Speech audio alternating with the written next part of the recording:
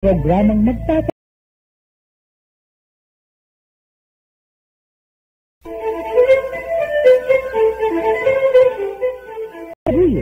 kikilala at magbibigay halaga sa mga babae, ina, asawa, kapatid at anak na nakipagsapalaran sa ibayong dagat sa adhikaing mapabuti ang kalagayan ng kanilang mga mahal sa buhay. Babaeng migrante, may kakampi ka! Programang hatid ay makabuluhang pagsasabula, talakayan at impormasyon. Handog sa inyo ng kapisanan ng mga kamag-anak ng migranteng manggagawang Pilipino. Babaeng migrante, may kakampi ka!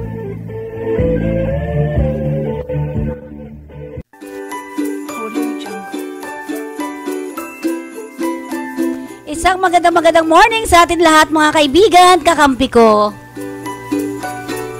Kamusta na po kayong lahat? I hope na masaya man tayo at syempre lagi nating need na maging masaya sa bawat araw. At dapat lagi tayong nagpapasalamat sa lahat ng biyayang ating natatanggap. And of course, dahil sa today is first Saturday of September, hala, pumasok na po si Ber sa atin. Ano nga ba ang petsang ito para sa ating mga Pilipino? Ano po ang ating natatandaan?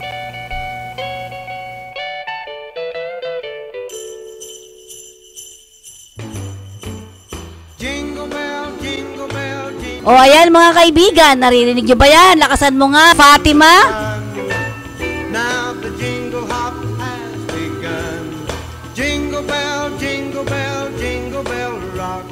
Jingle bell. Ayan, pag sinabi natin, pag pumasok na talaga si Ber, ay talagang hindi mo makakalimutan na, nako, eto na yung mga panahon na kung saan napakarami na mga busy-busy ang mga tao pag ganito mga panahon. At lalong-lalo na syempre masayang-masaya ang mga kabataan pag sumasapit ang araw na ito. Sige nga, ano ba yan? To go gliding in the one-horse sleigh. Giddy up, jingle horse, pick up your feet. Jingle around the clock. Mix and a mingle in the jingle and feet. Ayan, tama na Fatima, baka sumobra na naman tayo. At syempre matatandaan pa rin po natin nung nakaraan nating pagsasahimpapawid ang ating kwentong babae, kwentong migrante na kung saan ang mga kwentong ito ay padala po ng ating mga OFWs. Kaya't kung kayo po ay nais na sumulat sa amin, maaari po ninyong ipadala ang inyong mga karanasan sa amin sa kakampi@gmail.com. Tama ba ako, Ami? Okay. Maaari po sa kakampi, ang kakampi@gmail.com. Yan. So, wag po niyong kalimutan na magpadala ng inyong mga storyas at tayo naman ay gagawin nating isang malakwentong buhay, ang inyong kwentong babae, kwentong migrante. Yan. At mula sa atin, sana po ay maging aral pala yung ating mga kwento nung nakaraan. Ano po? Masaya, malungkot, pero ang ibig lang sabihin yan talaga ay dito sa Pilipinas tayo dapat magtrabaho.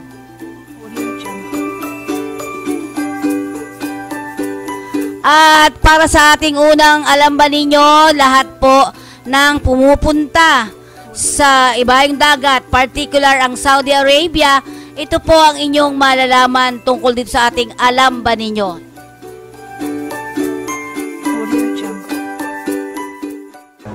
Naririto ang mga mahahalagang bagay na dapat ninyong malaman tungkol sa Saudi Arabia.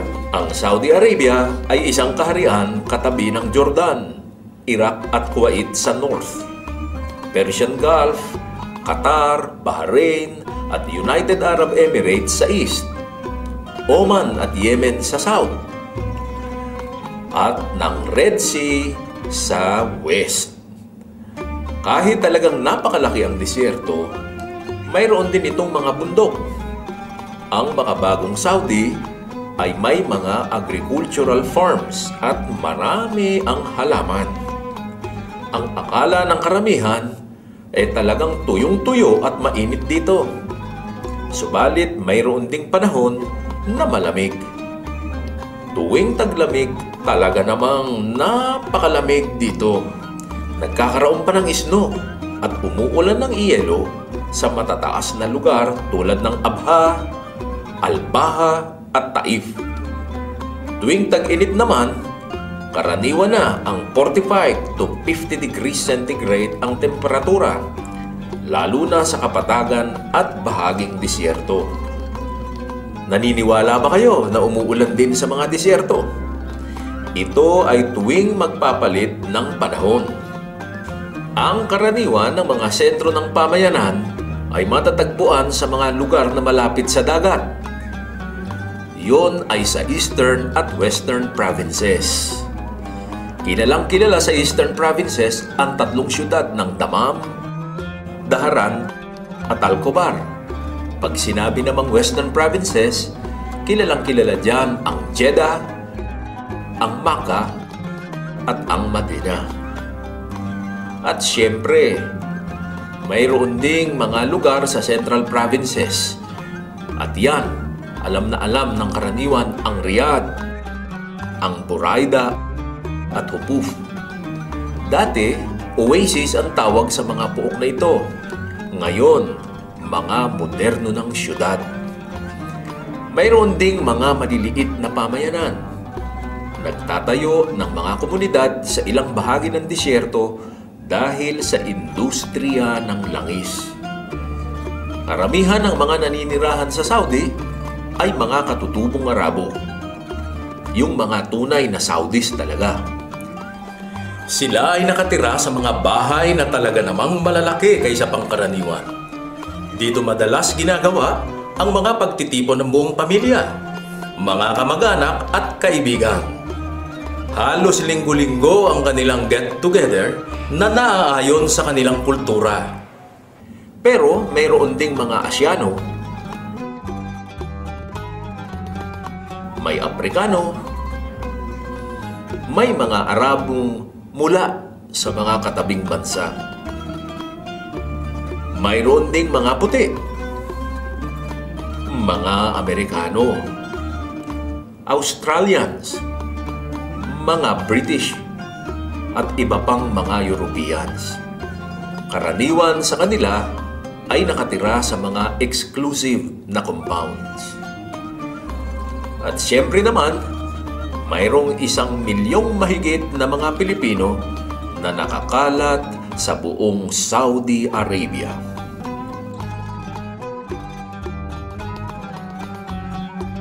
Ang buhay at kultura sa Saudi ay umiikot sa Islam. Napakaraming mga mosque.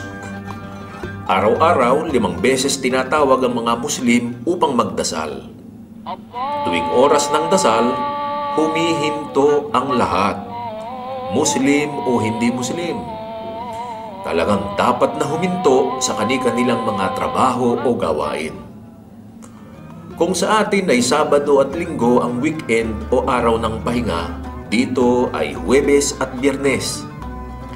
Kung sa mga Kristiyano, ang Linggo ang araw ng sama-samang pagsamba, sa mga Muslim ito ay Biyernes. Bukod sa Hajj, pinakamahalagang okasyon sa Saudi ang Ramadan at Eid al-Fitr. Ang Ramadan ay isang buwan ng fasting na susundan naman kaagad ng napakasayang Eid al-Fitr na katulad ng Pasko sa Pilipinas. At siya nga pala, mayroong mutawa. Ang mutawa, yun ang religious police. Paikot-ikot yan dito sa Saudi, nagbabantay at nanghuhuli doon sa mga taong ayaw huminto doon sa kanilang ginagawa kapag ka oras ng dasal. Kaya pag nasa Saudi na kayo, dapat na igalang ang mga oras ng dasal. Ang tawag nila dito ay oras ng sala. Ang pananamit ng mga Saudi ay naaayon sa prinsipyong kababaang loob na itinuturo ng Quran. Ang mga lalaki ay kadalasang nakasuot ng tub, belo at gutra. Hindi naman kinakailangang magsuot ng tub ang mga dayuhang kalalakihan. Gayunpaman, kailangang nakadamit sila ng naaangkop sa lugar. Ang mga kababaihan na may nagsusuot ng abaya sa ibabaw ng kanilang damit. Nakabelo rin tuwing lumalabas ng bahay. Ang pagsusuot ng abaya at belo ay obligado. Hindi ito maaaring ipagwalang bahala. It is a must para sa lahat ng mga kababaihan.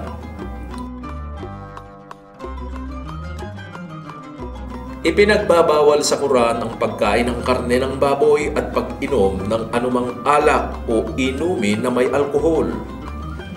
Ito ay mahigpit na ipinatutupad sa Saudi Arabia. Bahagi na ng pagkaing Arabo ang khubz, na kung tawagin ng mga Pilipino sa Saudi ay kubos. Ito ay isinasawsaw sa fool, katulad ng hummus o tapus. Mga giniling itong gulay katulad ng talong o kaya naman ay giniling na soya. Karaniwan ding mayroong ensalada o salad. Siyempre naman, may kasamang ulam ito ng karne, na tupa, manok, baka o isda. Isa ring popular na pagkain ang kapsa. Ito ay isang sinangag subalit may kasamang manok, kambing o tupa. Paborito ito ng mga Arabo at kinawiwilihan din ng maraming Pilipino. Mahilig din silang uminom ng chai o tsaa.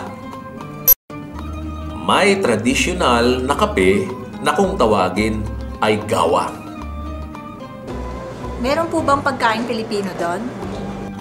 Merong mga mabibiling karne, isda, gulay, at iba pang mga sangkap at sahog para sa mga lutuing Pilipino. Mayroon ding mga restaurant na ang hain ay puro pang Pilipino. Meron bang kayang mapaglilibangan?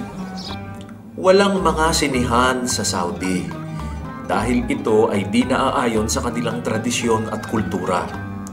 Pero marami namang mapaglilibangan. Maraming mapapasyalang mga malls at supermarkets. At popular na popular ang mga pamilihan sa Bata. Dito, kadalasang namamasyal ang mga Pilipino at iba pang mga lahi. Mayroon ding mga sports at recreation facilities sa Saudi, katulad ng fitness gym, volleyball, basketball at tennis courts, bowling lanes at, of course, mga bilyaran. Mayroon ding sari-saring organisasyong Pinoy. Ito ang mga nag-o-organize ng mga sports activities. Nagkakaroon din ng mga pangkulturang pagtatanghal, pagtitipon at kasayahan sa ating embahada. Karaniwan ay tuwing ipinagdiriwang ang iba't ibang holidays ng Pilipinas.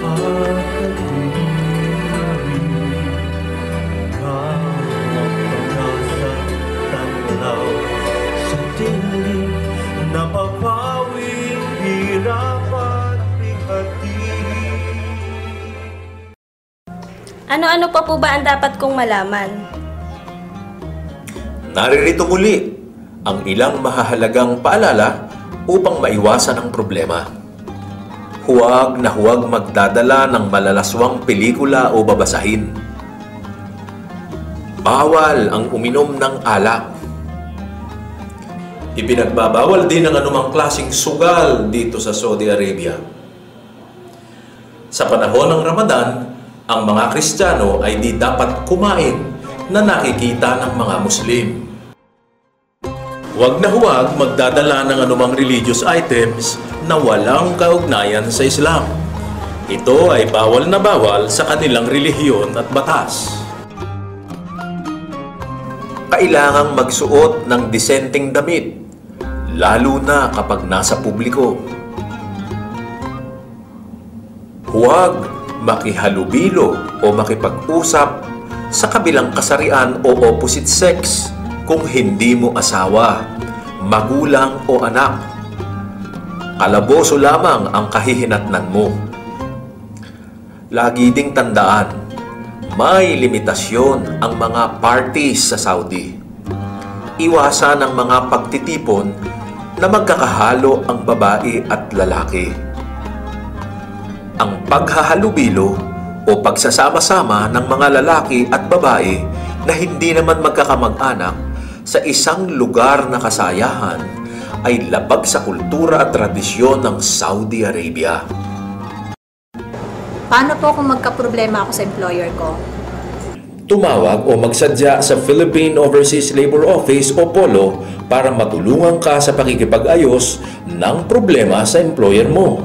Kabayan, ito ang mga address at contact numbers ng ating embahada, konsulado, overseas labor offices at mga OWA officers sa Saudi Arabia.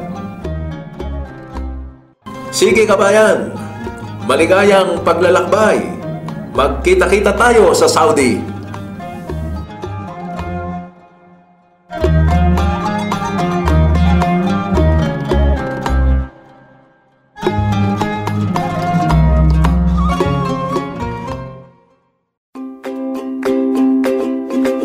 At syempre sa pagpapatuloy ng ating programa, para sa mga OFWs, kailangan po ninyo ang ating mga papeles. Mga papeles po natin na gagamitin, dapat siguraduhin niyo na authenticated. At mahirap po, lalo sa ibang mga bansa, ay na-check po talaga nila yan kung mga peke ang inyong mga daladalang papeles. Paalala pa rin natin sa ating mga pamilya. Yan, at sa ating mga OFWs, ang pag-abroad ay hindi biro. At lagi natin tatandaan, ihanda ang sarili sa trabaho nga harapin sa labas ng bansa. At syempre para doon sa ating mga OFWs, tandaan po nating maigi na sa pag-alis natin, dapat alamin ninyo mga kaibigan ko at kakampi, ang unang-una ninyong titingnan ay ang inyong kontrata. Dahil sa kontrata ay ito yung parang Bible ninyo na susundin sa loob at labas ng bansa. At basahing mabuti bago pirmahan. At pangalawa yan, ang inyong passport. Siguraduhin ninyo na hindi peke ang passport ninyo. At lahat ng mga papeles katulad ng OEC, ano pa ba, kung kayo ay bayad na sa PhilHealth, kung kayo ay may pag-ibig, bayad na ba yan? At kung may SSS kayo, gusto nyong ituloy po natin. Pareho din po, same number ang mga yan. Kung kayo ay may dati ng pag-ibig, PhilHealth at SSS, tuloy-tuloy lang po natin dahil yan ding mga numero na yan ang kailangan nyo. At syempre, ang ating dapat tandaan din, ang duty natin sa ating sarili ay maging maayos tayo sa pagpunta natin sa ibayong dagat at huwag nating kalimutan ang ating pamilyang iniwan sa Pilipinas. Para sa pagpapatuloy, isa munang paalala mula sa ating himpilan at ng babaeng migrante, may kakampi ka.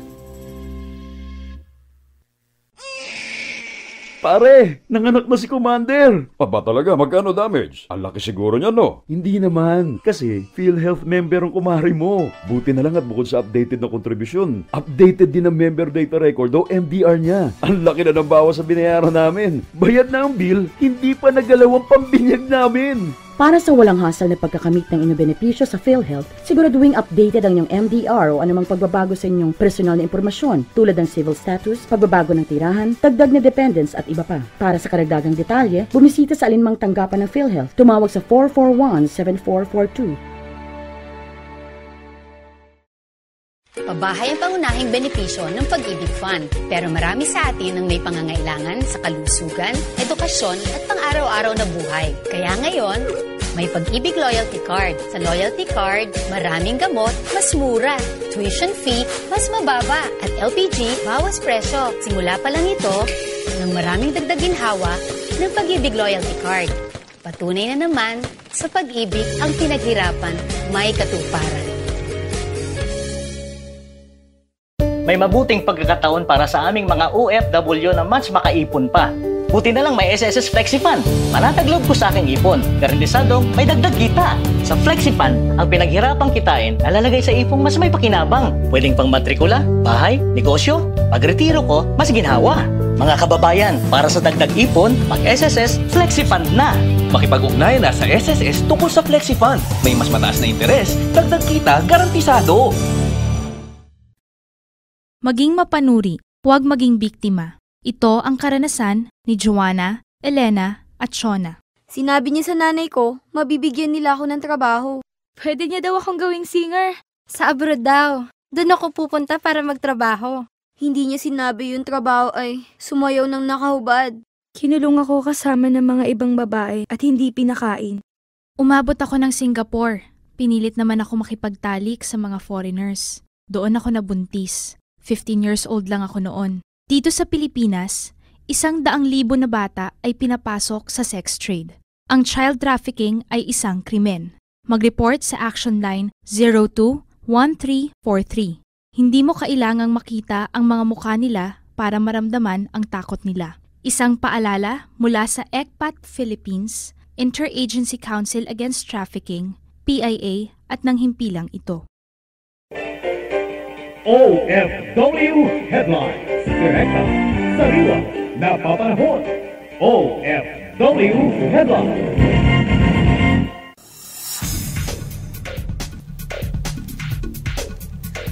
At para sa ating mga ulo na mga balita, OFW sa iba't ibang bansa nakikiisa na rin sa Zero Remittance Day.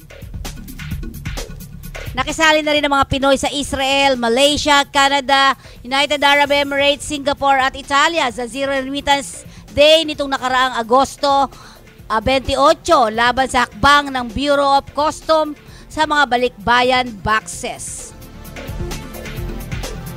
Ayon sa isang OFW ng isang eskwelahan ng mga OFW sa Malaysia, gusto nilang ipakita sa gobyerno ang hindi magandang patakaran ng naturang BOC. Nila dapat ang lahat ng OFW ay makiisa sa pagsuporta ng anumang laban para sa lahat ng nagtatrabaho sa ibang bansa. Dagdag pa nila na ang kagaya nilang OFW ay nagtatrabaho sa abroad at upang maibigay lamang ang maipadala at may maipadala sa pamilya sa Pilipinas. Sa bansang Canada, gayon din ang kanilang hinaing, kaya't kasama sila sa protestang Zero Remittance upang maipakita ang pagmamalabis sa trato ng ahensya kagaya nilang OFWs.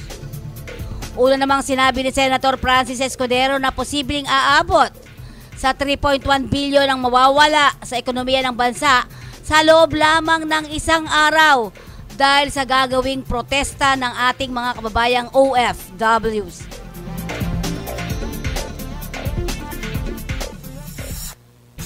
Samantala, nanawagan din ng OFW nanawagan ng opisyal ng Overseas Philippine Workers Region 12 sa lahat ng mga OFWs na wag na sanang ituloy ang ilang pang pagsasagawa ng No Remittance Day bilang protesta laban sa regulasyon ng Bureau of Customs. Hinihiling naman ng mga OFW sa kanilang mga kaanak na hikayati ng mga ito na wag nang ituloy ang ilang mga protesta pa nila dahil hindi lamang ang kanilang pamilya ang magiging apektado kundi maging ang ekonomiya ng bansa. Dahil ang remittance sa mga OFWs ang kabilang sa nagpapalakas sa ekonomiya ng bansa. Malaki rin daw ang mawawala kung magpapatuloy ang hindi pagpapadala ng pera ng mga OFWs sa kani-kanilang pamilya. Dagdag pa ng opisyal, sana umano ay pairali ng emosyon sa issue ng pagbubukas ng balikbayan boxes.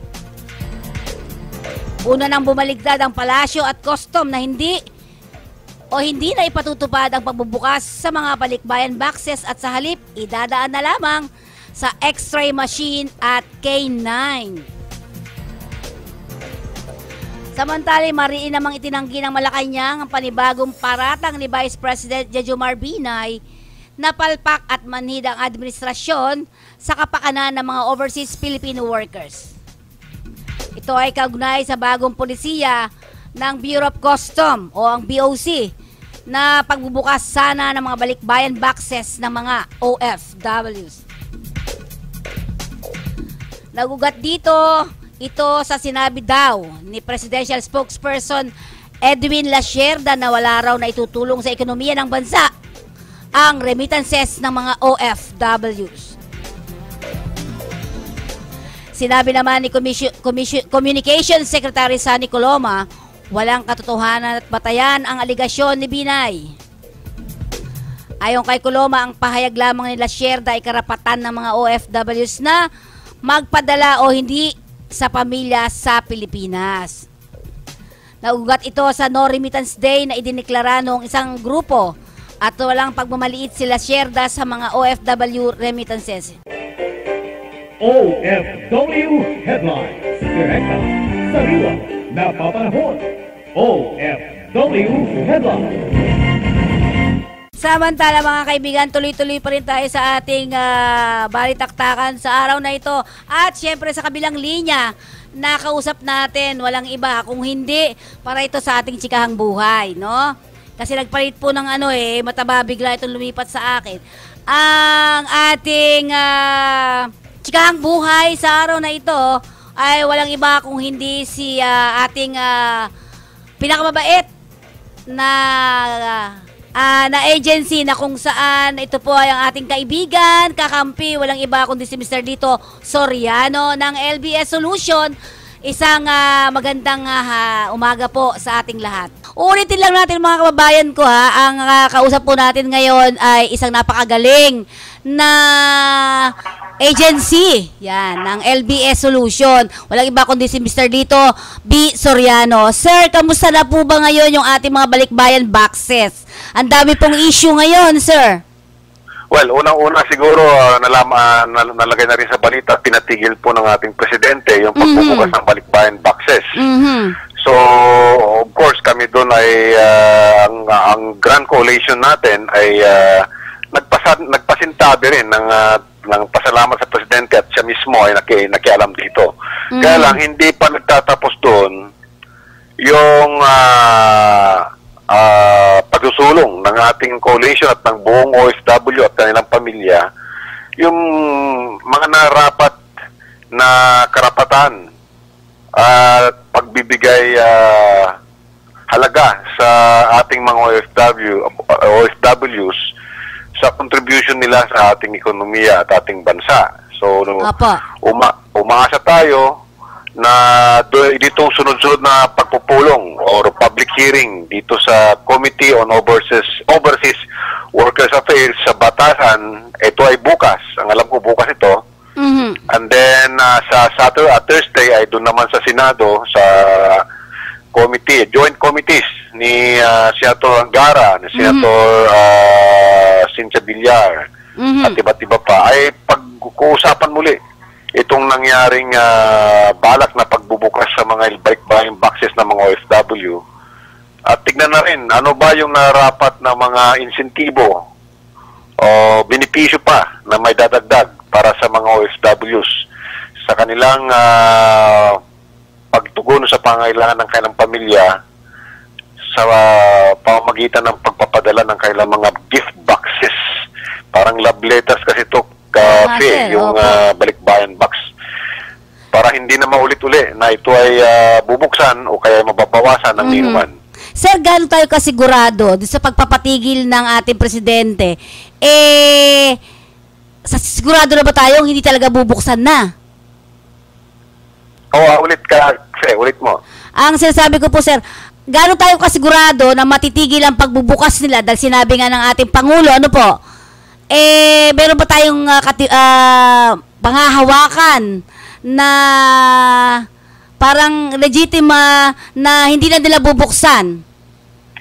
Mayroong direktiba na nilabas ang ating ang Department of Finance alinsunod sa kautusan ng presidente tungkol sa tungkol diyan sa pagbubukas ng balikbayan. At alinsunod na rin dun sa panawagan ng OFW na ito ay respetuhin ng ating gobyerno. So, doon sa Department of Finance na advisory or department orders, gagawa ang Bureau of Custom ng memorandum circular na naglalahad kung paano nila i-implement yung utos ng presidente. Yun. Ang malinaw doon na utos ay wala nang bubuksan na mga balikbayan boxes. Ang mga container ay dadaan na sa X-ray machine, malaking X-ray machine to. At kung sakaling mayroon mang boxes na may nilalaman na parang naglalaman ng mga kontrabando na bawal sa ating bansa tulad ng mga droga o kaya baril or mga bala, kargamentong may taxes, ito ay bubuksan sa harap ng forwarding company, isang representative ng OWA, isang representative ng mga organisadong OFW groups at ang pamilya mismo na may-ari ng boxes. Yun po yung pagkaintindi natin. Kaya liliwanag yan sa paglabas ng memorandum circular ng Bureau of Custom, balita namin bukas or baka pagkatapos ng public hearing sa Kongreso. Yan. So sir, halimbawa tayo ba, dahil syempre nagkakaroon ngayon ng Senate hearing, Congress hearing, sabay-sabay yan, pero tayo po ba, ano bang panawagan natin bilang isang koalisyon? Ano po ba yung talagang napakaganda at gusto ng mga OFWs talaga? Well, ang coalition po ay, ang coalition natin ay nirespeto kung ano pa rin ang nasa loobin ng ating mga OFW na nasa ibang bansa at kanilang pamilya. Kaya nakikita naman natin sa Facebook, nandun pa rin yung kanilang pagtatampo at ngit-ngit kung bakit ba nagkaroon ng ganitong klaseng instruction o policy ang Bureau of Custom. Kaya yun ay hinahayaan natin na may pamahagi, may parinig ng ating mga OFW at kanilang pamilya, yung kanilang mga hinanakit at saloobin. Ano yung mga gusto nila? Ang coalition naman ay bilang isa sa mga boses nila dito sa Pilipinas, ay nasa gitna po tayo. Tayo ay we are the rational representative of the OFWs to find out and to talk, to even negotiate with the government the best terms, the best benefit na dapat may pamahagi sa ating mga OFW at kailang mga pamilya. Kasama na rin dyan yung pagpapanukala ng narapat na amendments doon sa napakaluma o napakatanda na Tariff and Custom Act o law ng ating Pilipinas na noong pang 1957 yan. Ay, 1957, tagal na nun. 58 years, sir. 58 years na pala yun. Yes, totoo yan. Nagkaroon lang ng amendment yan noong panahon noong 1980 na nauukol lang sa mga OFW. Overseas contract workers yan noong ang ating presidente noon ay si Presidente Marcos ay naglagay ng isang balikbayan box law or ruling ayon sa kanyang kapangyarihan noon bilang isang martial law administrator. Inamin niya, nagkaroon ng amendment dyan sa Section 105 ng Tariff and Custom Law of Republic Act number 1937. At ito ay pinagtibay uli ng isang Administrative Order number 106 naman ni President Cory Aquino nung siya ay namamahala nung kaka-take over niya after the EDSA Revolution.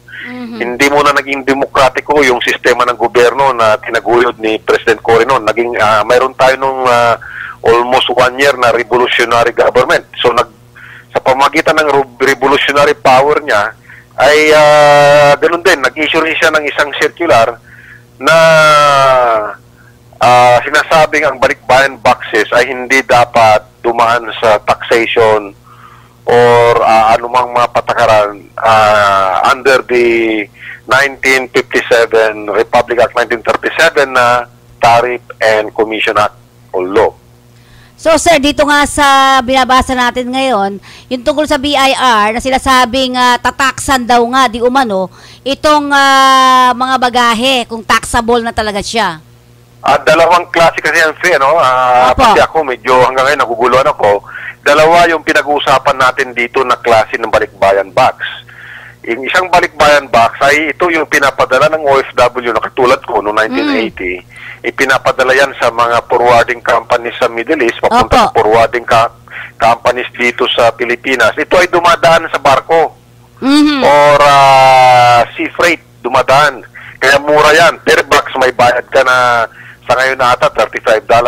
Ang isang klase ng balikbayan box ay yung mismong hand carry o yung kasama nung umuuwing OFW na either nagbabakasyon siya o finish contract. Kalimitan yan, hindi lang isang box ang daladala ng isang OFW. Kung isa, 2, 3, 4, 5. At ang iba dyan ay hindi niya sariling pag-aari. Pinadala yan ng kanyang kamag-anak o kaibigan na kasama sa trabaho.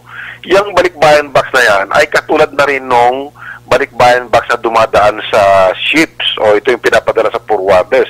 Ito ay mga boxes na pinuno ng isang OFW sa tagal ng 5 hanggang 7 buwan. Inunti-unti mong pinupuno yan. Ngayon, nung umuwi yung kasama mo na nasa opisina, ipinakiusap mo to na pare, paiuwi mo na, dalhin mo na rin to kung sakaling may babayaran sa aeroplano. Ako na lang magbabayad kasi gusto ko nang mahawakan, gusto ko nang matanggap, gusto ko nang maging masaya ang aking pamilya. Babayaran ko yung extra na weight sa aeroplano. Pakidala mo na lang, sasalubuhin ka ng aking pamilya. Iyon, ngayon, ano ngayon ang patakaran ng ating BIR at custom naman? Kasi pwede nilang buksan yan doon sa airport. At pag sinabi nilang, sobra-sobra na to, sobra na sa 12 yung sabon mo o yung chocolate mo, maski na may pangalan, pwede lang taksan o kaya baka mamaya i-hold nila. Ito yung isa sa mga bagay na hindi malinaw ngayon. Kaya umaasa tayo doon sa public hearing sa Kongreso ay maliwanagan yan. So kasi dito sir, marami pa rin ang natatakot na magpadala. Yung mga OFWs natin, ito yung mga sinasabi nila, nababahala sila kasi baka mamaya gano'n na naman uli ang mangyari. Kaya kahit daw na ipinahinto ng ating Pangulo, pero parang hindi pa rin totoo. Parang gano'n ang sinasabi nila. Well, yan ay nag-uugat sa isang matagal na karanasan ng ating mga OFW at karanasan na rin ng ating mga kababayang Pilipino, no? Mahina o nawala yung ano ba sa Tagalog, yung trust, yung paniniwala siguro sir. Paniniwala o nawala yung mababaw, maliit ang trust ng ng ating publiko sa ating gobyerno kasi lahat ng nakikita niya ay marami yung hindi totoo doon sa sinasabi nila sa kanilang mga programa at patakaran. Kaya isa na rin yan dito sa Bureau of Customs. Sa katunayan nga, dun sa mga sunod-sunod na taunang pagsusuri kung ano yung pinaka-corrupt, hindi pinagkakatiwalaang ahensya ng ating gobyerno, ay number 1 yan, ang number 1 ang Bureau of Customs. Kaya natural lang kung ano yung nararamdaman ng ating OFW na wala silang tiwala sa mga sinasabi ng ating gobyerno na ito ay hindi nabubuksan. Sila, nasa isip pa rin nila dahil naranasan ng kapwa o sila mismo na nabuksan yung mga kargamento nila o kahon nila o mga nakaraang taon. Yun, ako rin sir, ganyan eh. Nabuksan na, bukas na lahat. At wala na tayong habol sa iba. Sir, may isang nag-text sa atin na sinasabing ito raw si Lina, ito sa BOC natin, siya mismo mayroong sariling forwarders o parang freight. Totoo yan. Ang Lina family ay, ang Lina Group of Companies, isa sa mga major business nila ay cargo. Sa katunayan, kailang sa mga kumpanya nila, mas involved sila sa non-OFW box boxes, ano, yung mga yung mga forwarding companies nila ay nandito sa mga malalakihan, ano. Kasi kung natandaan nyo, yung Federal Express noon, isa sa mga partner nila na nasa Pilipinas noon at sinusuplayan ng buong Asia. Ngayon ay umalis na yung Federal Express, ano. So, ang pagkaalam ko personally, yung mga forwarding companies niya are more involved sa mga malalaking kargamento na ginagamit yan sa mga factories, mga construction, mga malaking kumpanya. Kaya lang mayroon pang isang kumpanya na involved ito sa OFW, yung Air 21. Ang alam ko mayroong tumatanggap din yun ng mga balikbayan boxes, yung Air 21. Yan, kasi ito yung mga sulat. So, ibig sabihin lang daw po ay merong vested interest. Itong si Lina. Well, natural yan ang dapat na maiisip ng ninuman, maski sino, pabor o hindi. Yan ang kaagad na pupunta sa kaisipan nila na mayroong vested interest si Commissioner Lina sa pagtanggap ng trabaho na yan. Kaya yung bagahe ng tama o mali, yung pag-appoint sa kanya, ay nandun lahat sa balikat ng ating presidente. Kasi siya yung namili. Ano ang kadahilanan ng presidente na siya ang piliin nung nagbitiw si Commissioner Sevilla? Lalong-lalo na marami sa taong bayan, pati na sigurong OFW, na may nabubuong pagtitiwala doon sa kagalingan nung dating commissioner, ano, na si Sevilla.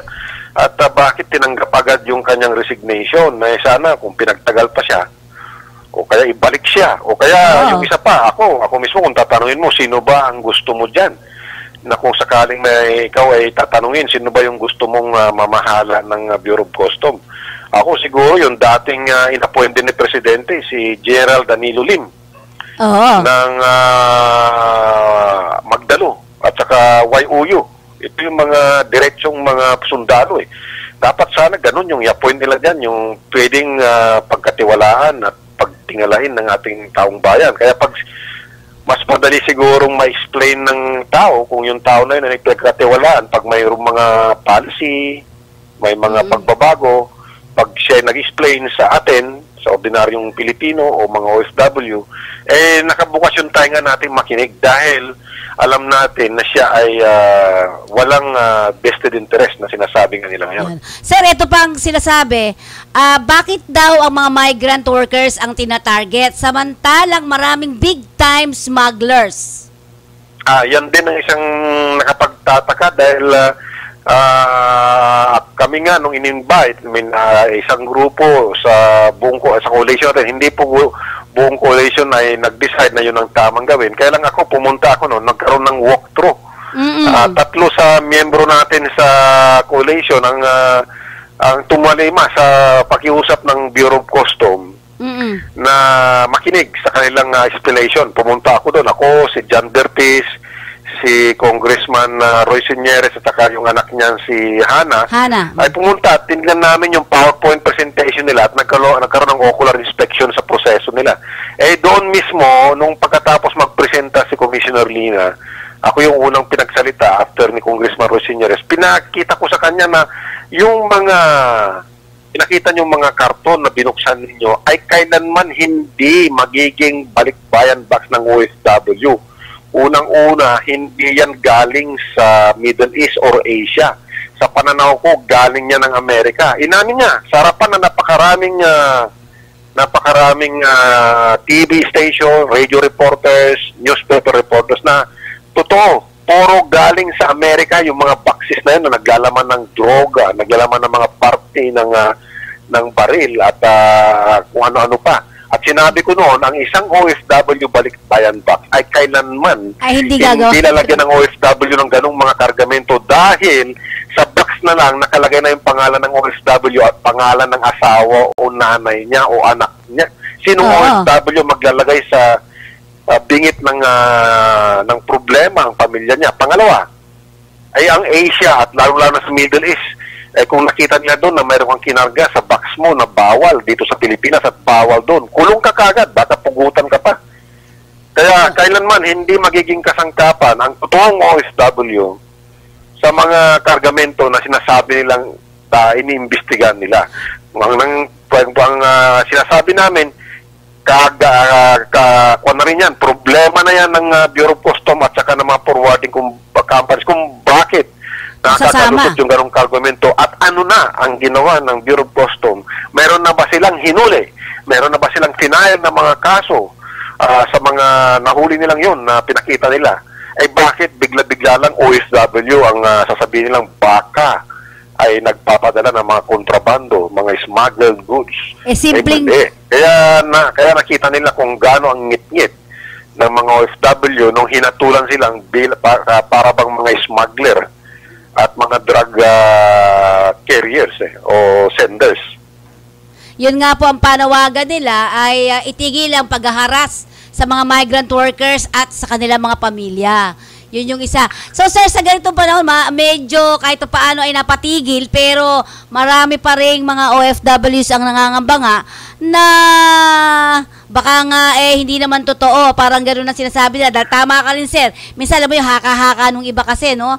Alam naman natin ang ating mga kababayan, pagka naranasan na nila, ay naku, hindi na mauulit yung mga tama. Ano po?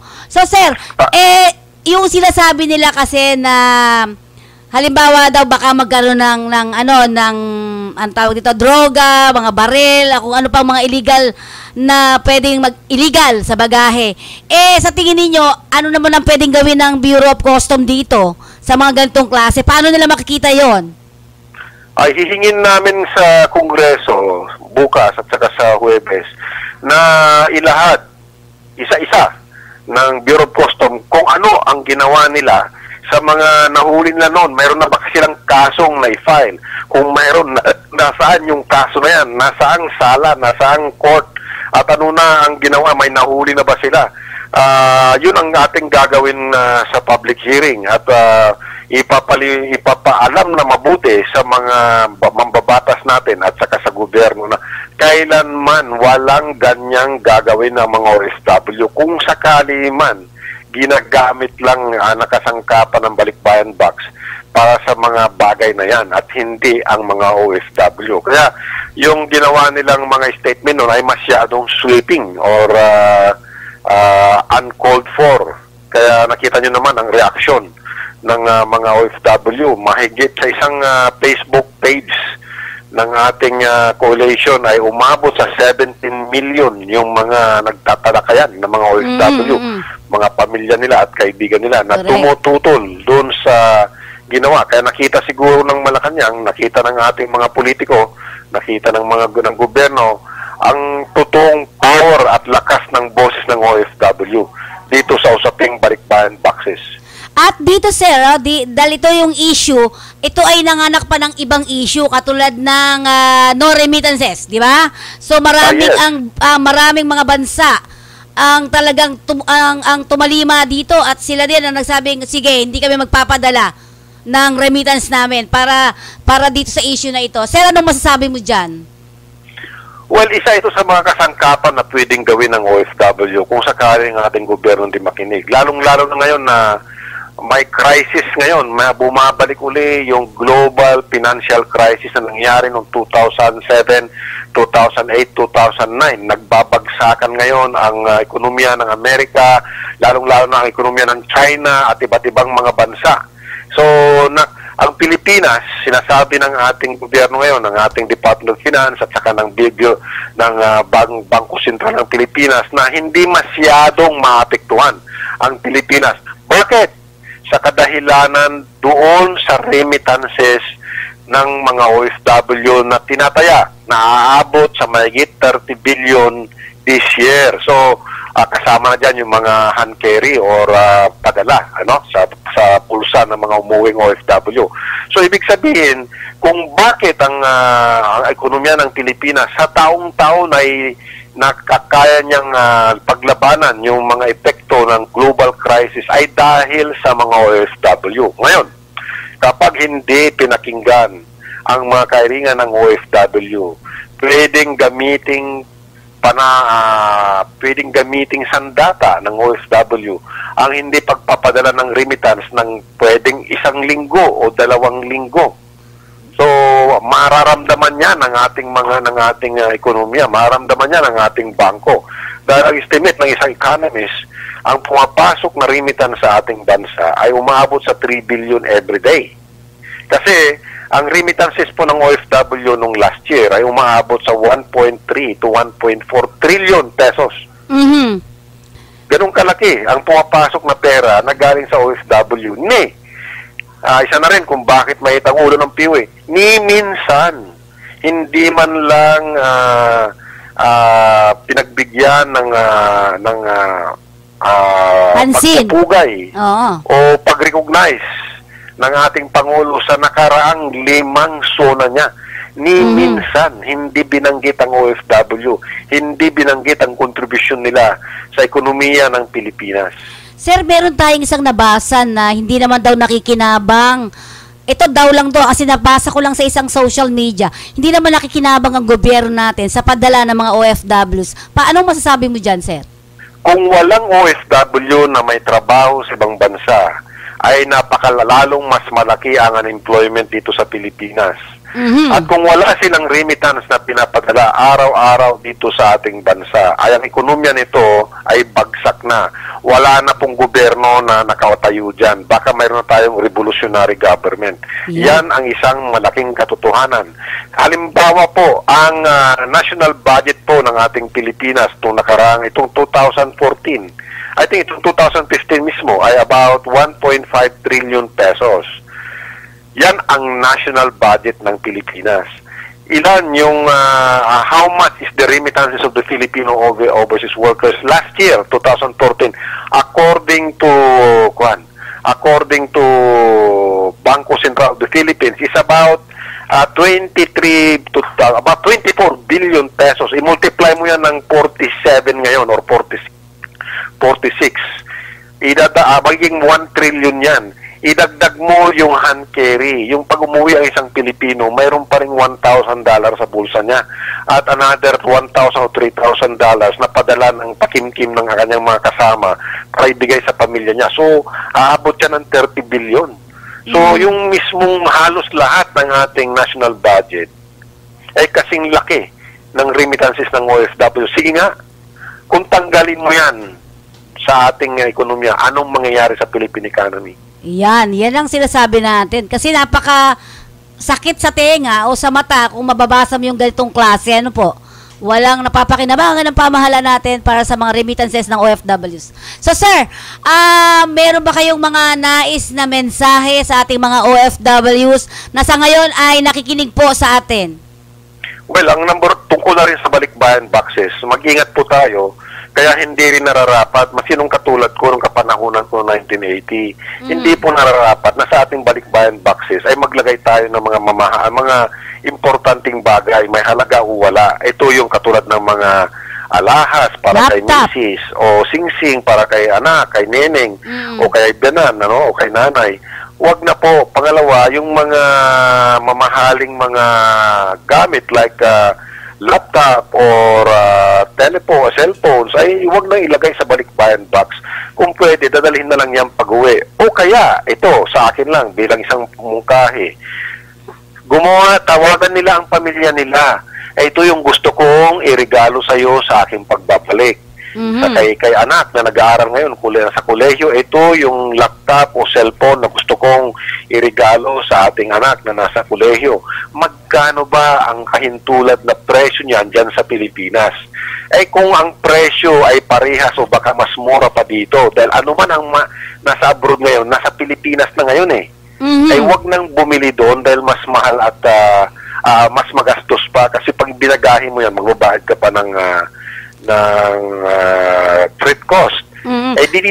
Dito ka na lang bumili sa Pilipinas para makatulong ka pa, para mas dumami yung may trabaho rito. Kasi kung maraming binibiling mga gamit dito sa Pilipinas, tulad ng mga martilyo, screwdriver, yan po yung mga binibili namin screwdrivers, laptop or cellphones, di mas maraming may trabaho rito. So another way of helping our economy is to buy here in the Philippines. Yes. Lalong-lalo na po yung gawa ng Pilipinas. Ako nga, mayroon akong campaign na by Filipino, gawang Pilipino. Correct. At sir, siyempre alam mo naman minsan yung mga Pinoy natin, mga kababayan natin, ang tradisyon talaga ay kahit gaano siya kamura, pag galing sa abroad, medyo ibang klase, di ba sir?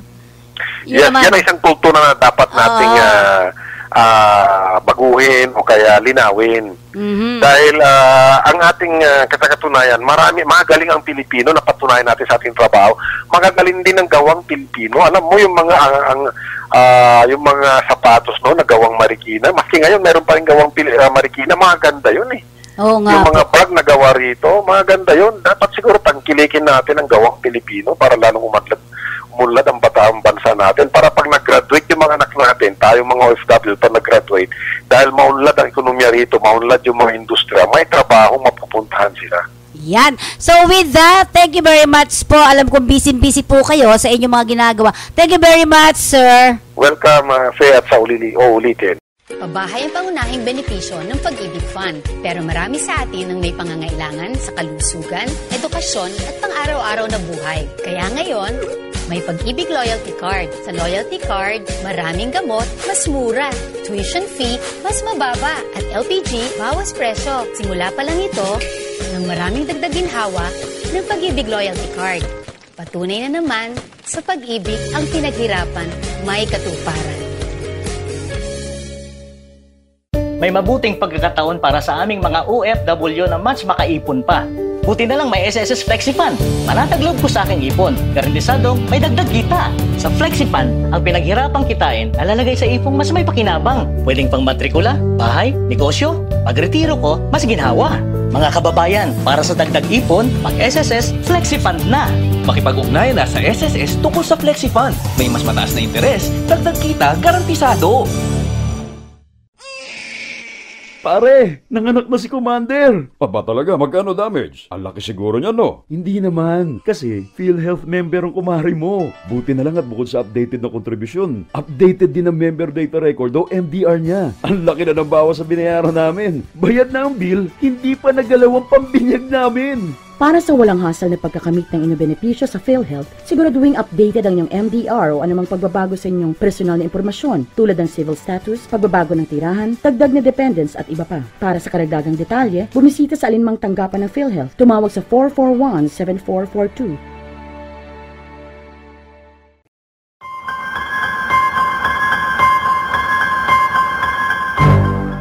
Trafficking ay tumutukoy sa pag-recruit, pagbiyahe, pagkupkop o pagtanggap ng mga tao upang sila ay pagsamantalahan sa loob o labas ng Pilipinas.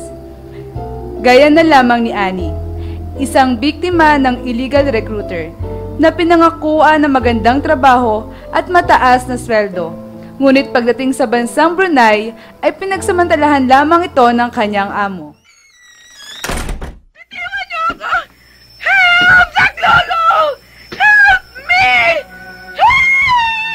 Maging alerto at huwag basta maniniwala sa mga hindi lisensyadong recruiter. Upang makasiguro, tumawag lamang sa POEA hotline 722-1144 or 722-1155. Isang paalala mula sa kakampi at ng himpilang ito.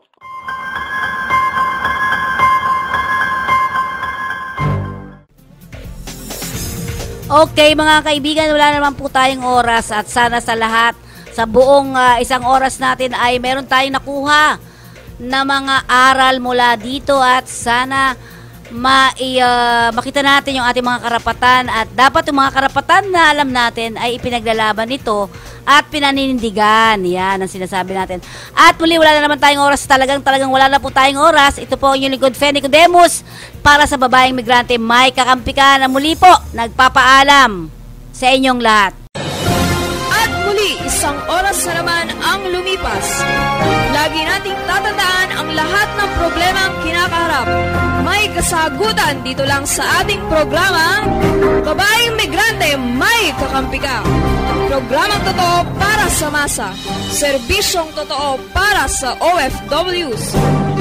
Muli, ito ang Babaeng Migrante, May Kakampi Ka. Nagsasabing kapuso ka man, kapamilya o kapatid dito sa DWWS, May Kakampi Ka!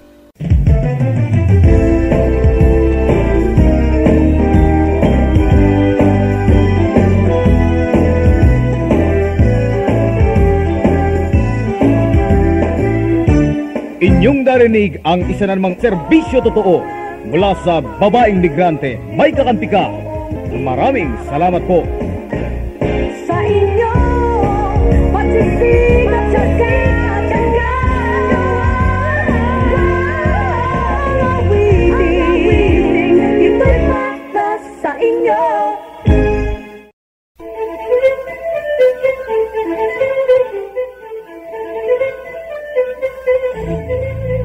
Babaeng migrante, may kakampi ka.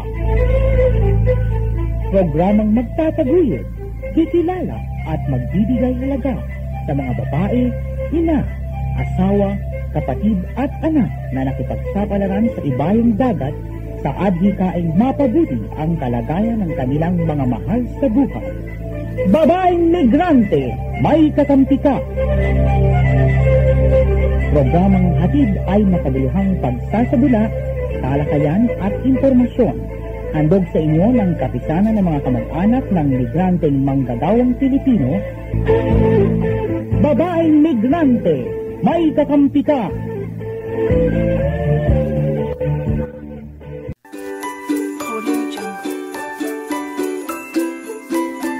Isang magandang morning sa atin lahat mga kaibigan, kakampi ko. Kamusta na po kayong lahat? I hope na masaya man tayo at syempre lagi nating need na maging masaya sa bawat araw. At dapat lagi tayong nagpapasalamat sa lahat ng biyayang ating natatanggap. And of course, dahil sa today is first Saturday of September, hala, pumasok na po si Ber sa atin. Ano nga ba ang petsang ito para sa ating mga Pilipino? Ano po ang ating natatandaan?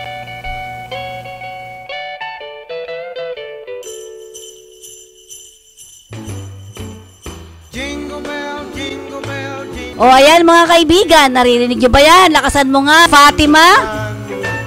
Now the jingle hop has begun. Jingle bell, jingle bell, jingle bell rock.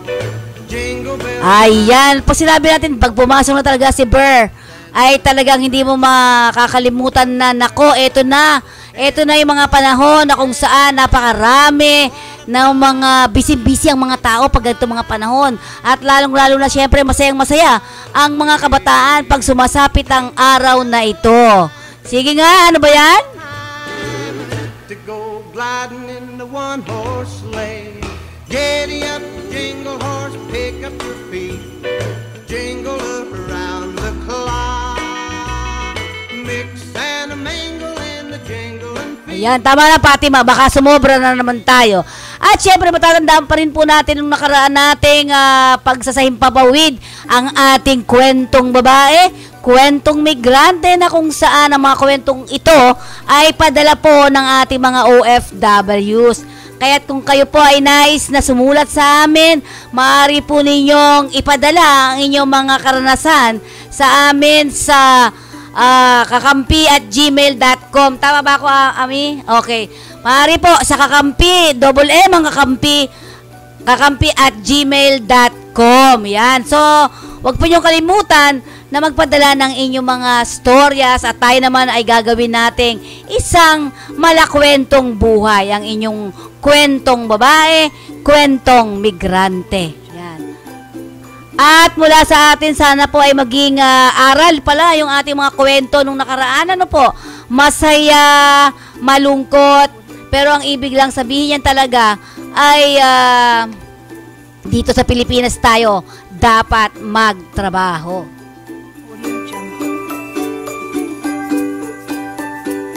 At para sa ating unang alam ba ninyo, lahat po ng pumupunta sa ibayong dagat, particular ang Saudi Arabia, ito po ang inyong malalaman tungkol dito sa ating alam ba ninyo.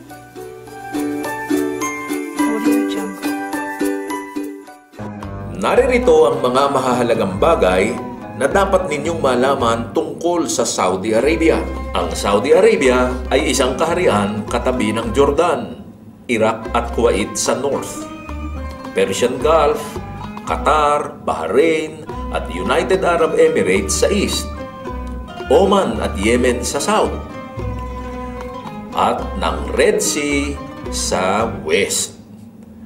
Kahit talagang napakalaki ang disyerto, mayroon din itong mga bundok. Ang makabagong Saudi ay may mga agricultural farms at marami ang halaman. Ang akala ng karamihan ay talagang tuyong-tuyo at mainit dito. Subalit mayroon ding panahon na malamig.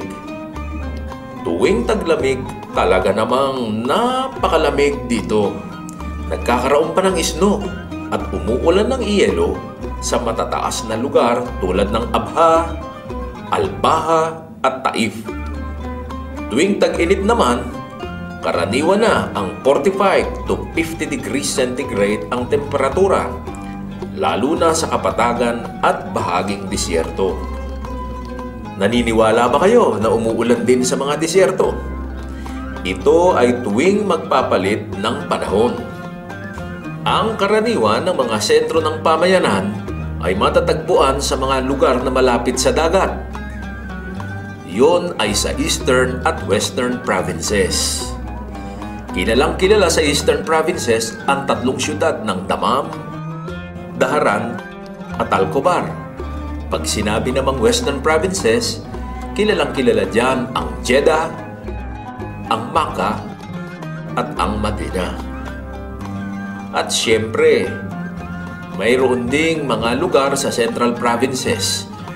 At yan, alam na alam ng karaniwan ang Riyadh, ang Buraida at Hufuf.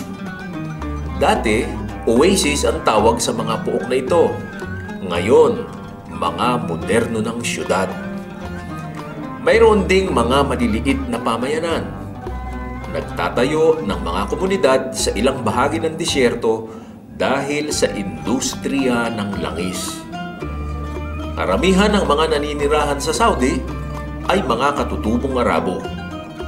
Yung mga tunay na Saudis talaga. Sila ay nakatira sa mga bahay na talaga namang malalaki kaysa pangkaraniwan. Dito madalas ginagawa ang mga pagtitipon ng buong pamilya, mga kamag-anak at kaibigan. Halos linggo-linggo ang kanilang get-together na naaayon sa kanilang kultura.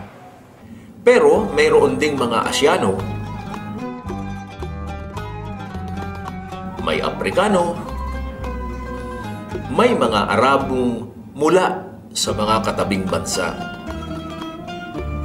Mayroon ding mga puti, mga Amerikano, Australians, mga British, at iba pang mga Europeans.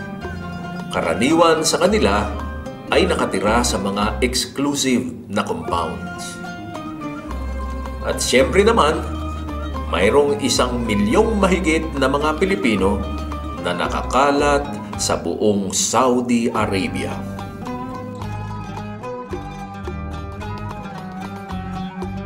Ang buhay at kultura sa Saudi ay umiikot sa Islam. Napakaraming mga mosque. Araw-araw, 5 beses tinatawag ang mga Muslim upang magdasal. Tuwing oras ng dasal, humihinto ang lahat, Muslim o hindi Muslim. Talagang dapat na huminto sa kani-kanilang mga trabaho o gawain. Kung sa atin ay Sabado at Linggo ang weekend o araw ng pahinga, dito ay Huwebes at Biyernes. Kung sa mga Kristiyano, ang Linggo ang araw ng sama-samang pagsamba, sa mga Muslim ito ay Biyernes. Bukod sa Hajj, pinakamahalagang okasyon sa Saudi ang Ramadan at Eid al-Fitr. Ang Ramadan ay isang buwan ng fasting na susundan naman kaagad ng napakasayang Eid al-Fitr na katulad ng Pasko sa Pilipinas. At siya nga pala, mayroong mutawa. Ang mutawa, yun ang religious police. Paikot-ikot yan dito sa Saudi. nagbabantay at nanghuhuli doon sa mga taong ayaw huminto doon sa kanilang ginagawa kapag ka oras ng dasal. Kaya pag nasa Saudi na kayo, dapat na igalang ang mga oras ng dasal. Ang tawag nila dito ay oras ng sala. Ang pananamit ng mga Saudi ay naaayon sa prinsipyong kababaang loob na itinuturo ng Quran. Ang mga lalaki ay kadalasang nakasuot ng tub, belo at gutra. Hindi naman kinakailangang magsuot ng tub ang mga dayuhang kalalakihan. Gayunpaman, kailangang nakadamit sila ng naaangkop sa lugar. Ang mga kababaihan na may nagsusuot ng abaya sa ibabaw ng kanilang damit. Nakabelo rin tuwing lumalabas ng bahay. Ang pagsusuot ng abaya at belo ay obligado. Hindi ito maaaring ipagwalang bahala. It is a must para sa lahat ng mga kababaihan. Ipinagbabawal sa Quran ang pagkain ng karne ng baboy at pag-inom ng anumang alak o inumin na may alkohol. Ito ay mahigpit na ipinatutupad sa Saudi Arabia. Bahagi na ng pagkaing Arabo ang khubz, na kung tawagin ng mga Pilipino sa Saudi ay kubos. Ito ay isinasawsaw sa fool, katulad ng hummus o daus. Mga giniling itong gulay katulad ng talong o kaya naman ay giniling na soya. Karaniwan ding mayroong ensalada o salad. Siyempre naman, may kasamang ulam ito ng karne, na tupa, manok, baka o isda. Isa ring popular na pagkain ang kapsa. Ito ay isang sinangag subalit may kasamang manok, kambing o tupa. Paborito ito ng mga Arabo at kinawiwilihan din ng maraming Pilipino. Mahilig din silang uminom ng chai o tsaa. May tradisyonal na kape na kung tawagin ay gawa. Meron po bang pagkain Pilipino doon? Merong mga mabibiling karne, isda, gulay, at iba pang mga sangkap at sahog para sa mga lutuing Pilipino. Mayroon ding mga restaurant na ang hain ay puro pang Pilipino. Meron bang kayang mapaglilibangan? Walang mga sinihan sa Saudi dahil ito ay di naaayon sa kanilang tradisyon at kultura. Pero marami namang mapaglilibangan. Maraming mapapasyalang mga malls at supermarkets. At popular na popular ang mga pamilihan sa Bata. Dito, kadalasang namamasyal ang mga Pilipino at iba pang mga lahi. Mayroon ding mga sports at recreation facilities sa Saudi, katulad ng fitness gym, volleyball, basketball at tennis courts, bowling lanes at, of course, mga bilyaran. Mayroon ding sari-saring organisasyong Pinoy. Ito ang mga nag-o-organize ng mga sports activities. Nagkakaroon din ng mga pangkulturang pagtatanghal, pagtitipon at kasayahan sa ating embahada. Karaniwan ay tuwing ipinagdiriwang ang iba't ibang holidays ng Pilipinas.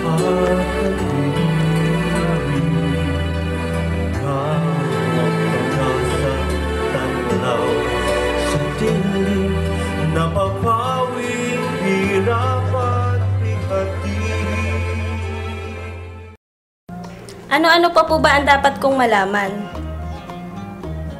Naririto muli ang ilang mahahalagang paalala upang maiwasan ang problema. Huwag na huwag magdadala ng malalaswang pelikula o babasahin. Bawal ang uminom ng alak. Ipinagbabawal din ang anumang klaseng sugal dito sa Saudi Arabia. Sa panahon ng Ramadan, ang mga Kristiyano ay di dapat kumain na nakikita ng mga Muslim. Huwag na huwag magdadala ng anumang religious items na walang kaugnayan sa Islam. Ito ay bawal na bawal sa kanilang relihiyon at batas. Kailangang magsuot ng disenteng damit, lalo na kapag nasa publiko. Huwag makihalubilo o makipag-usap sa kabilang kasarian o opposite sex kung hindi mo asawa, magulang o anak. Kalaboso lamang ang kahihinatnan mo. Lagi ding tandaan, may limitasyon ang mga parties sa Saudi. Iwasan ang mga pagtitipon na magkakahalo ang babae at lalaki. Ang paghahalubilo o pagsasama-sama ng mga lalaki at babae na hindi naman magkakamag-anak sa isang lugar na kasayahan ay labag sa kultura at tradisyon ng Saudi Arabia. Paano po kung magkaproblema ako sa employer ko? Tumawag o magsadya sa Philippine Overseas Labor Office o POLO para matulungan ka sa pakikipag-ayos ng problema sa employer mo. Kabayan, ito ang mga address at contact numbers ng ating embahada, konsulado, overseas labor offices at mga OWA officers sa Saudi Arabia. Sige kabayan, maligayang paglalakbay. Magkita-kita tayo sa Saudi.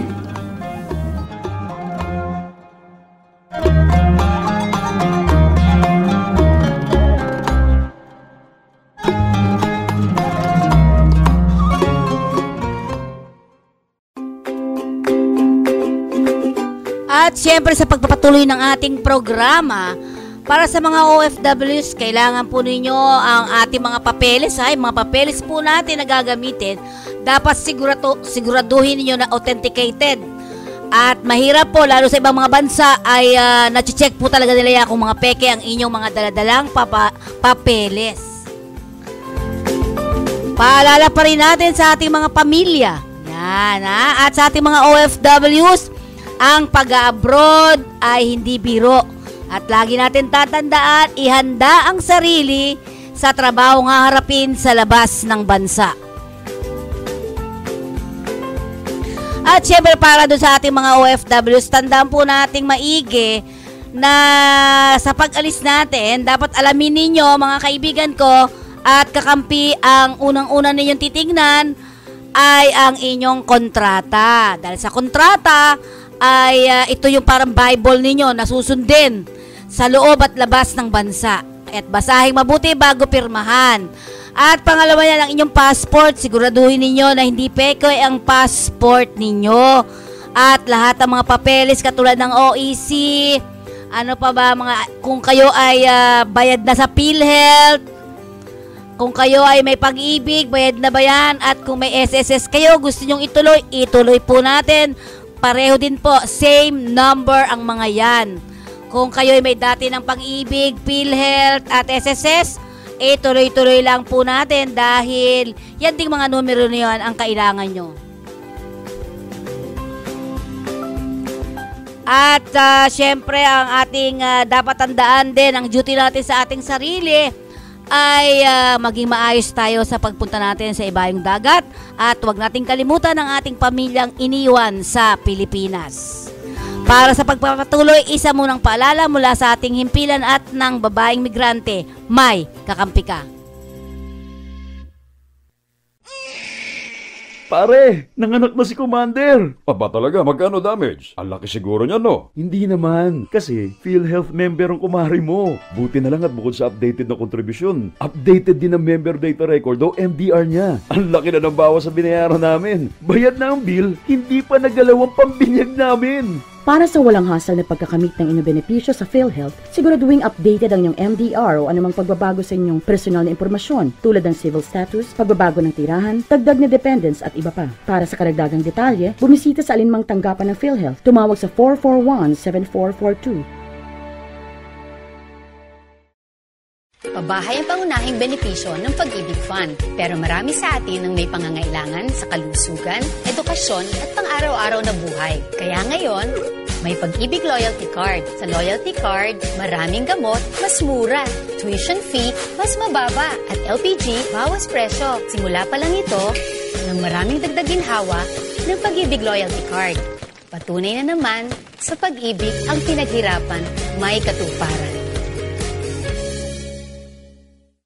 May mabuting pagkakataon para sa aming mga OFW na mas makaipon pa. Buti na lang may SSS FlexiFund. Panatag loob ko sa aking ipon. Garantisadong may dagdag kita. Sa FlexiFund, ang pinaghirapang kitain nalalagay sa ipong mas may pakinabang. Pwedeng pang matrikula, bahay, negosyo. Pagretiro ko, mas ginhawa. Mga kababayan, para sa dagdag ipon, mag-SSS FlexiFund na. Makipag-ugnayan na sa SSS tungkol sa FlexiFund. May mas mataas na interes, dagdag kita, garantisado. Maging mapanuri, huwag maging biktima. Ito ang karanasan ni Joanna, Elena at Shona. Sinabi niya sa nanay ko, mabibigyan nila ako ng trabaho. Pwede niya daw akong gawing singer. Sa abroad daw. Doon ako pupunta para magtrabaho. Hindi niya sinabi yung trabaho ay sumayaw ng nakahubad. Kinulong ako kasama ng mga ibang babae at hindi pinakain. Umabot ako ng Singapore. Pinilit naman ako makipagtalik sa mga foreigners. Doon ako nabuntis. 15 years old lang ako noon. Dito sa Pilipinas, 100,000 na bata ay pinapasok sa sex trade. Ang child trafficking ay isang krimen. Mag-report sa Action Line 02-1343. Hindi mo kailangang makita ang mga mukha nila para maramdaman ang takot nila. Isang paalala mula sa ECPAT Philippines, Interagency Council Against Trafficking, PIA at ng himpilang ito. OFW Headlines. Direkta, sariwa, napapanahon. OFW Headlines.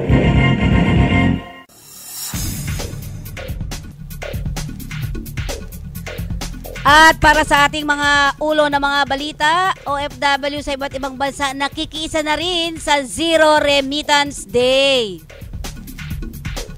Nakisali na rin ang mga Pinoy sa Israel, Malaysia, Canada, United Arab Emirates, Singapore at Italia sa Zero Remittance Day nitong nakaraang Agosto 28 laban sa hakbang ng Bureau of Customs sa mga balikbayan boxes.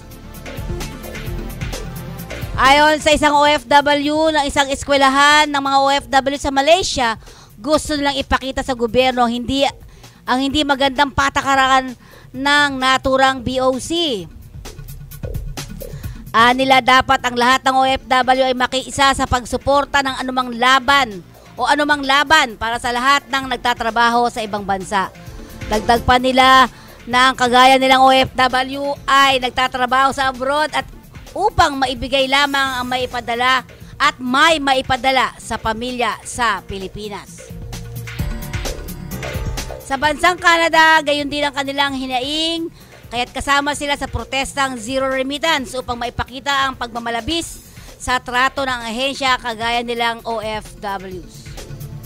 Una namang sinabi ni Senator Francis Escudero na posibleng aabot sa 3.1 bilyon ang mawawala sa ekonomiya ng bansa sa loob lamang ng isang araw dahil sa gagawing protesta ng ating mga kababayang OFWs.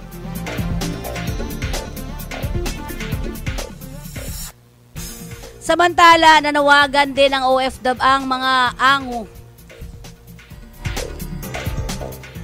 nanawagan ng opisyal ng Overseas Filipino Workers Region 12 sa lahat ng mga OFWs na wag na sanang ituloy ang ilang pang pagsasagawa ng No Remittance Day bilang protesta laban sa regulasyon ng Bureau of Customs.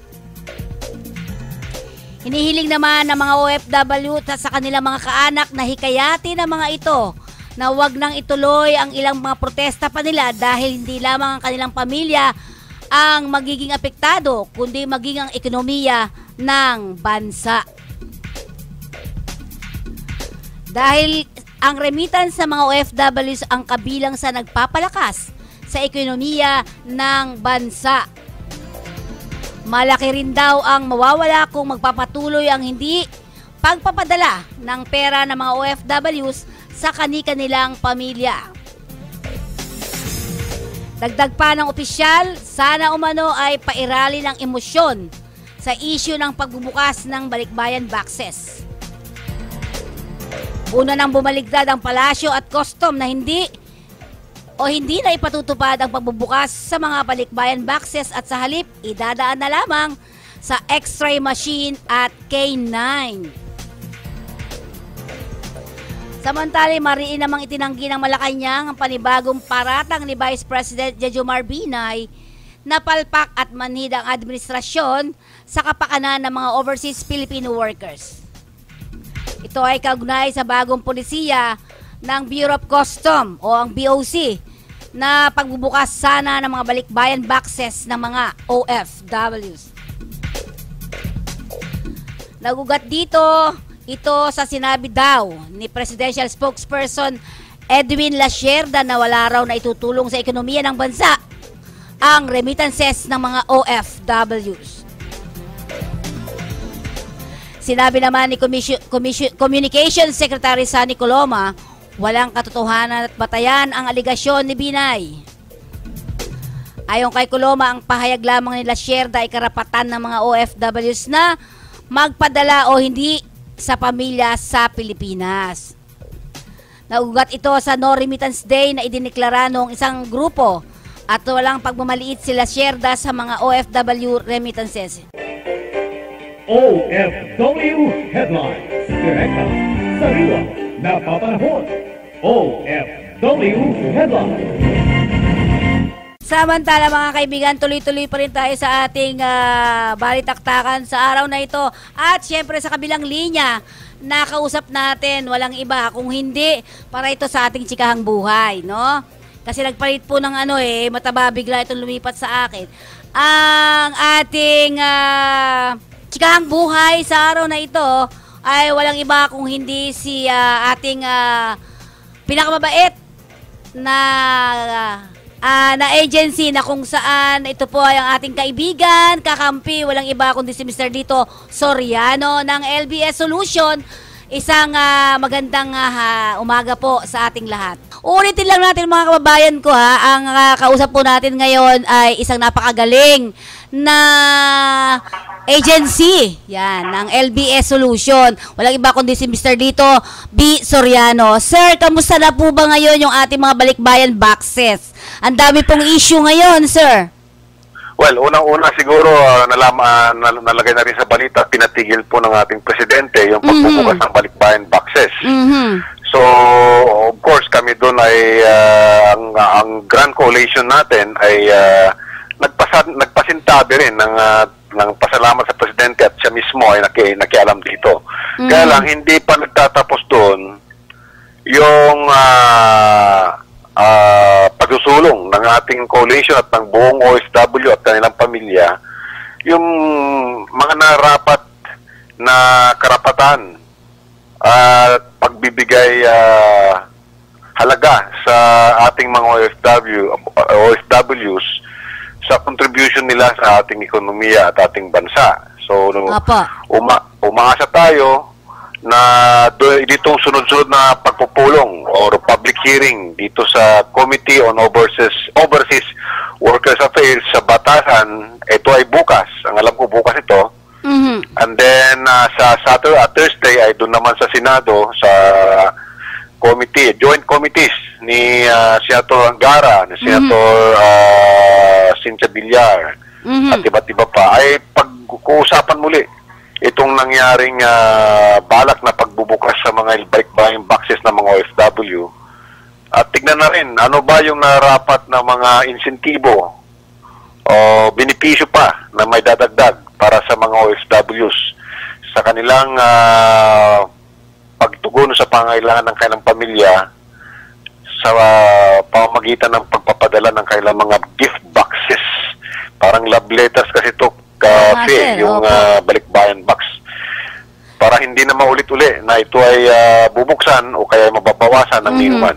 Sir, gaano tayo kasigurado sa pagpapatigil ng ating presidente? Sigurado na ba tayong hindi talaga bubuksan na? Ulit mo. Ang sinasabi ko po, sir, gaano tayo kasigurado na matitigil ang pagbubukas nila dahil sinabi nga ng ating Pangulo, ano po? Meron ba tayong panghahawakan na parang legitima na hindi na nila bubuksan? Mayroong direktiba na nilabas ang ating ang Department of Finance alinsunod sa kautusan ng presidente tungkol sa tungkol diyan sa pagbubukas ng balikbayan at alinsunod na rin dun sa panawagan ng OFW na ito ay respetuhin ng ating gobyerno. So doon sa Department of Finance na advisory or department orders, gagawa ang Bureau of Custom ng memorandum circular na naglalahad kung paano nila i-implement yung utos ng presidente. Ang malinaw doon na utos ay wala nang bubuksan na mga balikbayan boxes. Ang mga container ay dadaan na sa X-ray machine, malaking X-ray machine to. At kung sakaling mayroon mang boxes na may nilalaman na parang naglalaman ng mga kontrabando na bawal sa ating bansa tulad ng mga droga o kaya baril or mga kargamentong may taxes, ito ay bubuksan sa harap ng forwarding company, isang representative ng OWA, isang representative ng mga organisadong OFW groups at ang pamilya mismo na may-ari ng boxes. Yun po yung pagkaintindi natin. Kaya liliwanag yan sa paglabas ng memorandum circular ng Bureau of Custom, balita namin bukas or baka pagkatapos ng public hearing sa Kongreso. Yan. So sir, halimbawa tayo ba, dahil syempre nagkakaroon ngayon ng Senate hearing, Congress hearing, sabay-sabay yan, pero tayo po ba, ano bang panawagan natin bilang isang koalisyon? Ano po ba yung talagang napakaganda at gusto ng mga OFWs talaga? Well, ang coalition po ay, ang coalition natin ay nirespeto kung ano pa rin ang nasa loobin ng ating mga OFW na nasa ibang bansa at kanilang pamilya. Kaya nakikita naman natin sa Facebook, nandun pa rin yung kanilang pagtatampo at ngit-ngit kung bakit ba nagkaroon ng ganitong klaseng instruction o policy ang Bureau of Custom. Kaya yun ay hinahayaan natin na may pamahagi, may parinig ng ating mga OFW at kanilang pamilya, yung kanilang mga hinanakit at saloobin, ano yung mga gusto nila. Ang coalition naman ay bilang isa sa mga boses nila dito sa Pilipinas, ay nasa gitna po tayo. Tayo ay we are the rational representative of the OFWs to find out and to talk, to even negotiate with the government the best terms, the best benefit na dapat may pamahagi sa ating mga OFW at kailang mga pamilya. Kasama na rin dyan yung pagpapanukala ng narapat na amendments doon sa napakaluma o napakatanda na Tariff and Custom Act o law ng ating Pilipinas na noong pang 1957 yan. Ay, 1957, tagal na nun. 58 years, sir. 58 years na pala yun. Yes, totoo yan. Nagkaroon lang ng amendment yan noong panahon noong 1980 na nauukol lang sa mga OFW. Overseas contract workers yan noong ang ating presidente noon ay si Presidente Marcos ay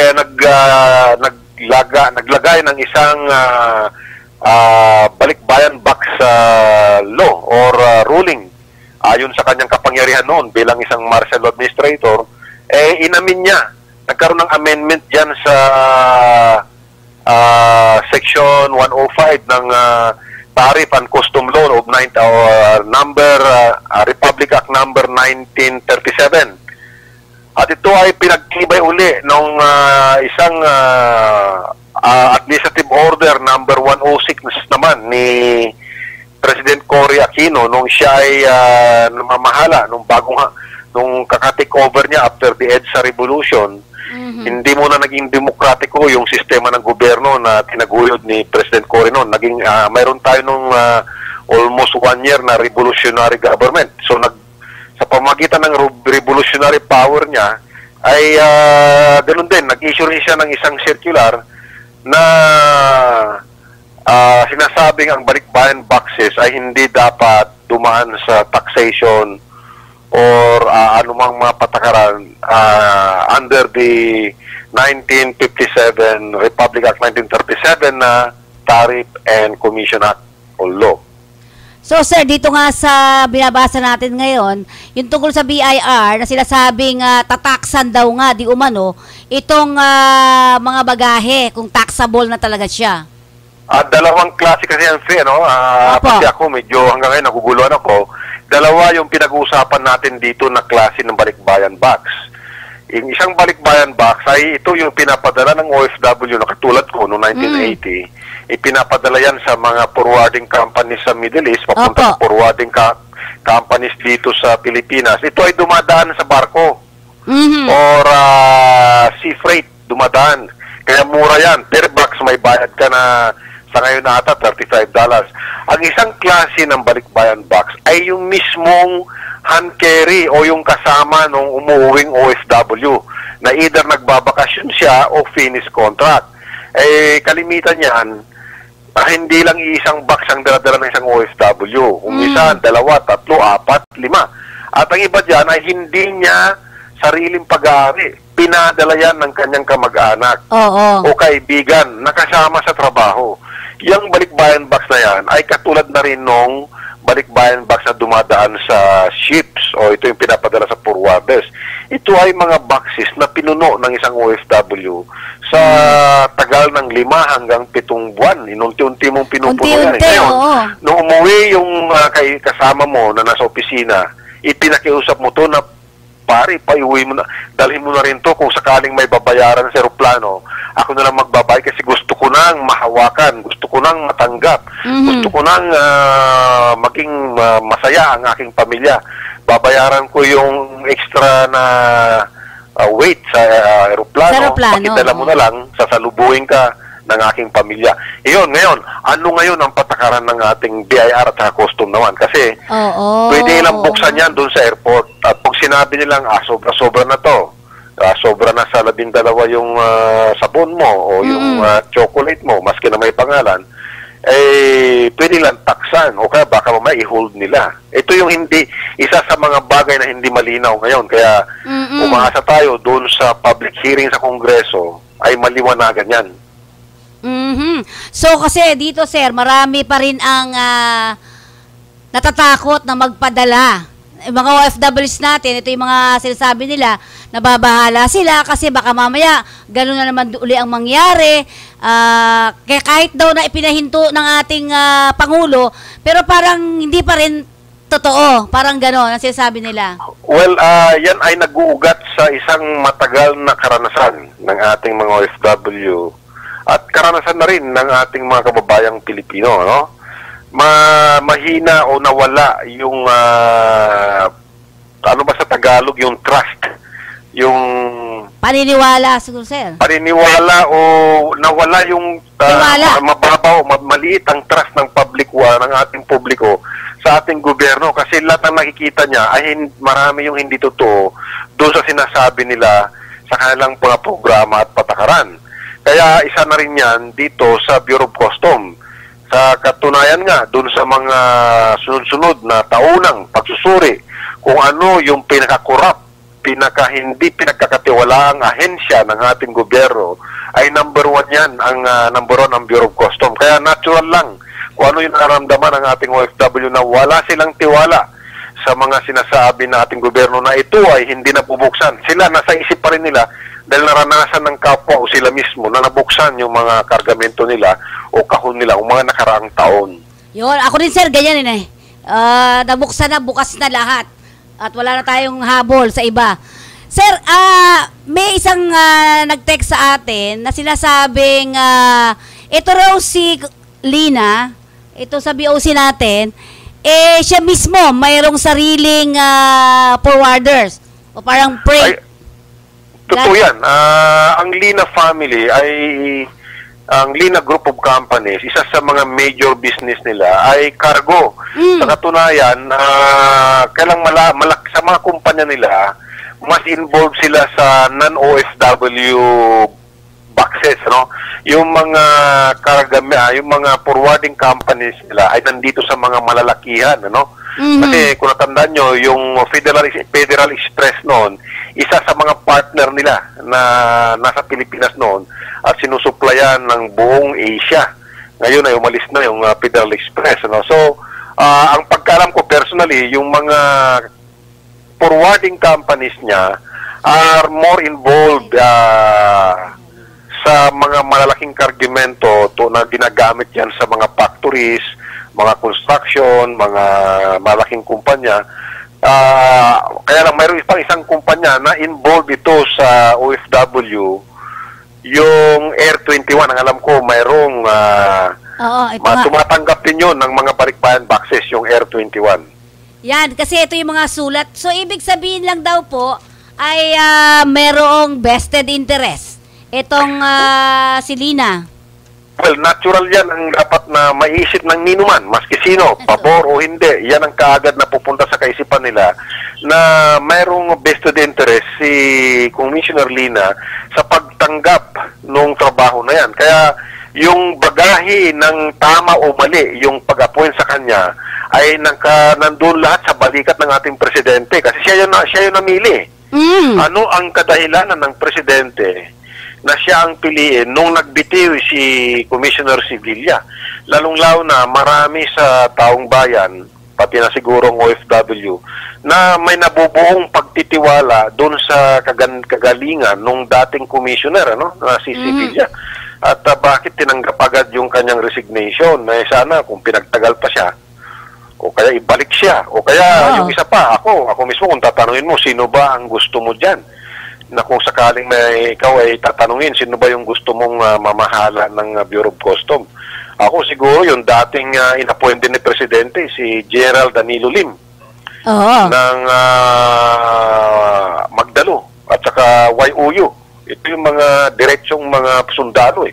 Dapat sana ganun yung i-appoint nila dyan, yung pwedeng pagkatiwalaan at pagtingalahin ng ating taong bayan. Kaya pag mas madali sigurong ma-explain ng tao kung yung tao na yun ay nagpagkatiwalaan pag mayroong mga policy, may mga pagbabago, pag siya nag-explain sa atin, sa ordinaryong Pilipino o mga OFW, nakabukas yung tainga natin makinig dahil alam natin na siya ay walang vested interest na sinasabi nga nila ngayon. Sir, ito pang sinasabi, bakit daw ang mga migrant workers ang tinatarget samantalang maraming big-time smugglers? Yan din ang isang nakapagtataka dahil kami nga nung in-invite, isang grupo sa buong sa coalition natin, hindi po buong coalition ay nag-decide na yun ang tamang gawin. Kaya lang pumunta ako noon, nagkaroon ng walkthrough. Tatlo sa miyembro natin sa coalition ang tumalima sa pakiusap ng Bureau of Customs na makinig sa kanilang explanation. Pumunta ako doon. Ako, si John Dertis, si Congressman Roy Señeres at saka yung anak niyan si Hana. Ay pumunta at tinignan namin yung PowerPoint presentation nila at nagkaroon ng ocular inspection sa proseso nila. Doon mismo, nung pagkatapos magpresenta si Commissioner Lina, ako yung unang pinagsalita after ni Congressman Roy Señeres. Pinakita ko sa kanya na yung mga pinakita niyong mga karton na binuksan ninyo ay kailanman hindi magiging balikbayan box ng OFW. Unang-una, hindi yan galing sa Middle East or Asia. Sa pananaw ko, galing yan ng Amerika. Inamin niya, sa harapan na napakaraming TV station, radio reporters, newspaper reporters na totoo, puro siguro galing sa Amerika yung mga boxes na yun na naglalaman ng droga, naglalaman ng mga parte ng baril at kung ano-ano pa. At sinabi ko noon, ang isang OFW balikbayan box ay kailanman hindi lalagyan ng OFW ng ganong mga kargamento dahil sa box na lang nakalagay na yung pangalan ng OFW at pangalan ng asawa o nanay niya o anak niya. Sinong OFW maglalagay sa bingit ng problema ang pamilya niya? Pangalawa, ay ang Asia at lalo-lalo na sa Middle East, kung